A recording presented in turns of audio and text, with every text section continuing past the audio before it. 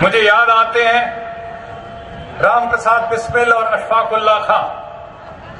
राम प्रसाद आर्य समाजी और अशफाकुल्ला 5 बार नमाज पढ़ने वाला मुसलमान, दोनों भाई भाई की तरह एक साथ देश की आजादी के लिए कुर्बान हुए, शहीद हुए।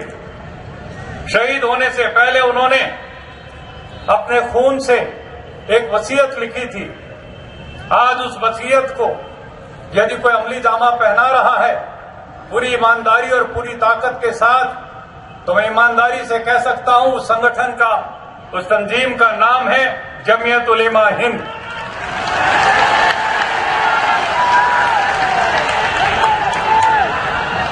सबको जोड़ने की कोशिश करते हुए उन नौजवानों ने शहादत का जाम पीने से पहले यह कहा था, वतन की आबरू का पास देखें कौन करता है, वतन की आबरू का पास देखें कौन करता है। सुना है आज मख्तल में हमारा इम्तिहान होगा, जुदा मत हो मेरे पहलू से ऐ दर्दे वतन हरगिज, न जाने बादे मुर्तन मैं कहां और तू कहां होगा। शहीदों की चिताओं पर जुड़ेंगे हर बरस मेले, वतन पर मरने वालों का यही बाकी निशान होगा। इलाही वह भी दिन होगा, इलाही वह भी दिन होगा जब अपना राज देखेंगे, जब अपनी ही जमी होगी, अपना आसमां होगा।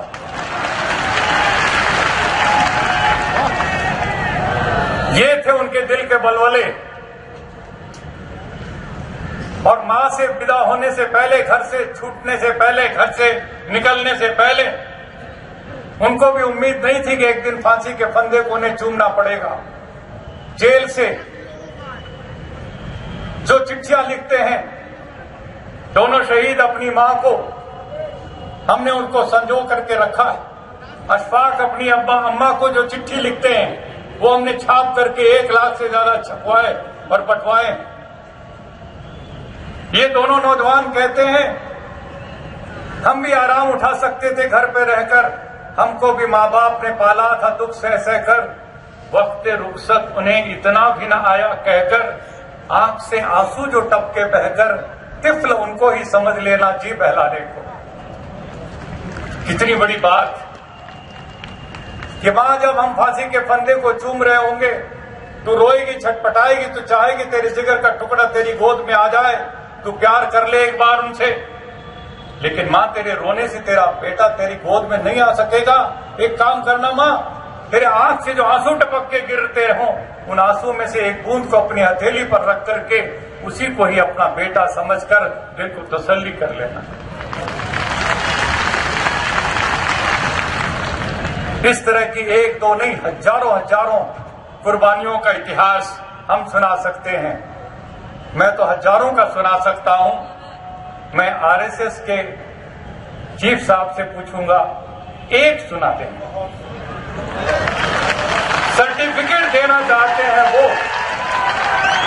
वो दूसरों को कौम परस्ती का सर्टिफिकेट देना चाहते हैं। जब ये मुल्क जद्दोजहद और फांसी के फंदों को चूम रहा था, हिंदू और मुसलमान मिलकर के अपने खून की होली खेल रहे थे, तो आरएसएस के प्रधान जी एक नाम बता दीजिए, एक नाम।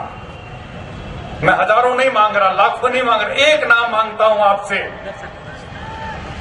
उनके पास एक नाम नहीं है।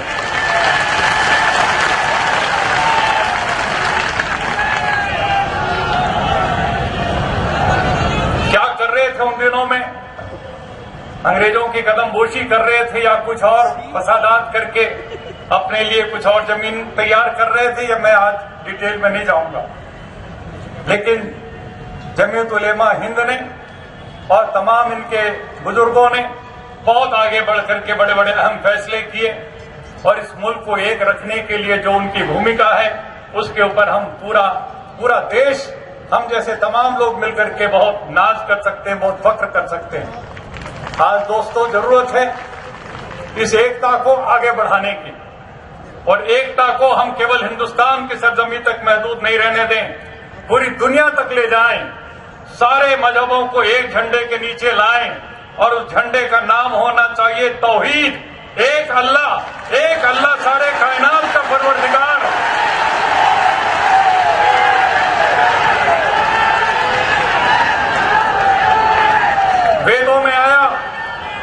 एकम सब विप्रा बहुधा वदंती। वेदों में आया ईशावास्य इदम सर्वम यत्किंच जगत्याम जगत तेन त्यक्तेन भुंजिता मां हृदय कस्य धनम। ईश्वर एक है, परमात्मा एक है, उसके कई नाम हो सकते हैं लेकिन कई ईश्वर नहीं है, कई अल्लाह नहीं है। उस अल्लाह का कोई बेटा नहीं है, कोई भाई और भतीजा नहीं है। उस अल्लाह की कोई सूरत और कोई मूरत नहीं है। और इसी बात को कुरान कहता है रब्बुल आलमीन, रब्बुल मुसलमीन नहीं, रब्बुल हिंदुइन नहीं, रब्बुल क्रिश्चियन नहीं, रब्बुल आलमीन। अब आप अपने आप से पूछिए, यदि जिस रब को, जिस ईश्वर को मानते हैं वो रब्बुल आलमीन है, तो मेरे दिल में कौन सा रब है, आपके दिल में कौन सा रब, क्या अलग अलग है? जो मैं हवा सांस ले रहा हूं वो मेरी हवा अलग और आपकी अलग है। हमारा और आपका रिश्ता उस रब के नाते से, उस अल्लाह के नाते से, उस परमात्मा के नाते से है। हम सब उसकी दुआ पर जी रहे हैं, हम उसके रहमो करम पर जी रहे हैं। इसलिए पूरी धरती पर रहने वाला एक एक इंसान, यदि आज उनको कोई एक इकट्ठा कर सकता है तो इस्लाम के रसूल का यह पैगाम ला इलाहा इल्लल्लाह, इस एक मुद्दे के ऊपर सारी दुनिया के लोगों को आज इकट्ठा होना चाहिए। पैसा बेच करके पैसा कमाने वाली ताकतें वो हमें उपदेश देती हैं ह्यूमन राइट्स की, मानव अधिकार की। हमें यह सब चीजें नहीं चाहिए। हमें ईमानदारी से इनसे पूछना चाहिए, ये जखीरे सारे बर्बाद, खत्म करो, नष्ट करो। न्यूक्लियर आर्म्स खत्म होने चाहिए, अणु बम खत्म होने चाहिए, और जितनी भी दौलत है, दुनिया की पूंजी है, वो मानवता के कल्याण के लिए खर्च होनी चाहिए। एक भी पैसा इस वार की मशीनरी पर खर्च नहीं होना चाहिए। ये लेकर के यदि हम ये शांति का पैगाम, ये इस्लाम का पैगाम लेकर के सारी दुनिया को बताया जाएगा, तब ये सारे गलतफहमियां भी दूर होंगी और साथ ही साथ इस्लाम के इस पैगाम को लोग कबूल करेंगे। मैं एक आर्य समाजी 1 मिनट में आपसे चाहूंगा, मुझे बुलाया ईरान, वहां की हुकूमत ने जब पैगंबर इस्लाम के कार्टून छापे गए सल्लल्लाहु अलैहि वसल्लम, जब डेनमार्क में कार्टून छापे गए, उस समय सारी दुनिया में उसकी मजम्मत हो रही थी। मुझे भी बुलाया गया ईरान की हुकूमत ने, और जब मैं वहां गया तो बहुत बड़ा एक ऐसा मजमा लगा था। सारे बड़े से बड़े दानिश्वर विद्वान हर मजहब के बैठे थे, अयातुल्ला भी कई बैठे थे वहां। और जब सब अपनी अपनी बात कह रहे थे, जब मेरा नंबर आया तो मैंने खड़े होकर एक बात कही कि जहां तक मजम्मत का सवाल है इन कार्टूनों का डेनमार्क की, वो मैंने हमारा ये जो दफ्तर है आर्य समाज का, ये आसफ अली रोड पर 10 कदम पर, यहां हमने सब मुस्लिम और सब भाइयों को बुला करके हमने उसकी मजम्मत कर दी। कोई हिंदू देवी देवताओं की भी उन्होंने तस्वीरें टॉयलेट पेपर छापी थी, हमने उसकी भी मजम्मत की। किसी का भी दिल दुखाने का किसी को अधिकार नहीं है। लेकिन ये कहते हुए मैंने उनसे पूछा कि आप बताइए कि इस्लाम में अल्लाह का दर्जा बड़ा है या पैगंबर का? कह लगे पैगंबर, अल्लाह सबसे बड़ा दर्जा है, पैगंबर तो केवल पैगाम लाने वाले हैं। मैंने उनसे कहा पैगंबर का कोई कार्टून बनाता है, हमें और आपको इतना गुस्सा आता है। खुद पैगंबर अपनी जिंदगी में जिस गली से गुजरते थे वहां वो यहूदन उनके ऊपर कूड़ा फेंकती थी, ऊपर से वो झाड़ करके आगे बढ़ जाते। एक दिन कूड़ा ऊपर से नहीं गिरा, पूछने लगे क्या हुआ? कहने लगे कुछ बीमार है, हालचाल पूछने पहुंच गए। मैं सच कह रहा हूं कि नहीं कह रहा हूं? यदि ये चीज है उनकी जिंदगी से सीखने की, तो क्या हमें कार्टून बनाने वालों को एक फलों का टोकरा लेकर नहीं पेश करना चाहिए? मुझे माफ करना, हम किससे सीखना चाह रहे हैं? उनकी जिंदगी से सीखना चाह रहे हैं। उन्होंने अपने ऊपर कूड़ा फेंकने वाले को, एक यहूदन को न केवल माफ किया बल्कि उसका हालचाल पूछने के लिए पहुंच गया। मैं नहीं कहता कि हमें गुस्सा नहीं आएगा, आएगा। हम इंसान हैं, हम सब लोगों को कुछ न कुछ इस तरह की चीजों से लगाओ, लेकिन हमारा गुस्सा उस समय क्यों नहीं आता जब अल्लाह का कार्टून बनता है। कहने लगे वहां पर बैठे हुए लोग, कैसे अल्लाह का कार्टून बन सकता है? मैंने कहा ये हवा कौन बनाता है, ये पानी कौन बनाता है? और जब हम इसको पोल्यूट करते हैं, इसको गंदा करते हैं रोज के हिसाब से, तो हम अल्लाह का कार्टून बना रहे हैं।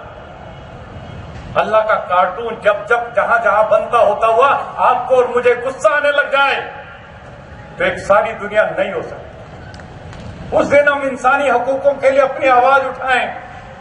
एक भी इंसान के साथ कोई भी कत्लो-गारत होती है तो पूरी मानवता खड़ी हो जाए। कोई हवा और पानी को खराब करता है तो उसके लिए हम खड़े हो जाएं। तो अल्लाह की इबादत करने वाली सारी की सारी इंसानी बिरादरी आज इस तौहीद के झंडे के नीचे आकर के और अल्लाह अकबर का नारा लगाते हुए, परमात्मा सबसे महान, ईश्वर सबसे महान, यदि इस एक बात को अपने जहन में लेकर के आगे बढ़ेंगे, मुझे पूरा विश्वास है। मैंने उस ईरान की सभा में मैंने कहा था कलमा मैं भी पढ़ता हूं, थोड़ा सा मेरा फर्क है। बोले सुनाइए। तो मैंने कहा आपका कलमा है ला इलाहा इल्लल्लाह मोहम्मदुर रसूलुल्लाह, और मैं वेद को मानता हूं, उसके अनुसार मेरा कलमा है ला इलाहा इल्लल्लाह जर्रा जर्रा रसूलुल्लाह। मैंने कहा कि हमें इस पूरे कायनात के जर्रे जर्रे को अल्लाह की देन मान करके चलना पड़ेगा। उसकी बदौलत हमारी जिंदगी है और उसकी हिफाजत की जिम्मेदारी हम सब की है। साथियों, वक्त नहीं है, लेकिन मैं आज बहुत बहुत मुबारकबाद देना चाहता हूं इसके आयोजकों को, संयोजकों को, जिन्होंने भी किया।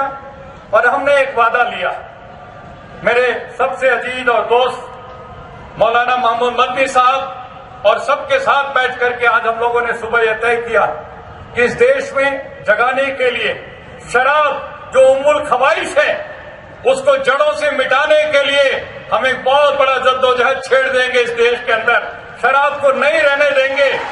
हम एक एक सूबे में जाएंगे, एक एक सूबे में जाएंगे, प्रेस कॉन्फ्रेंस करेंगे, मीटिंग करेंगे, हिंदू मुसलमान सिख ईसाई जैन बौद्ध सब इकट्ठे होकर के सरकार को मजबूर करेंगे शराब के ठेके पूरी तरह से बंद करें। एक भी शराब का ठेका पूरे देश में नहीं होना चाहिए। ये काम हम लागू करके दिखाएंगे। ये मैं आप लोगों से एक तरह से संकल्प लेता हूं आज आप सबके सामने। आपने मुझे अपने बीच में बुला करके जो सम्मान दिया, इसके लिए मैं बहुत बहुत आपका मशकूर हूं। शुक्रिया। अल्लाह हाफिज।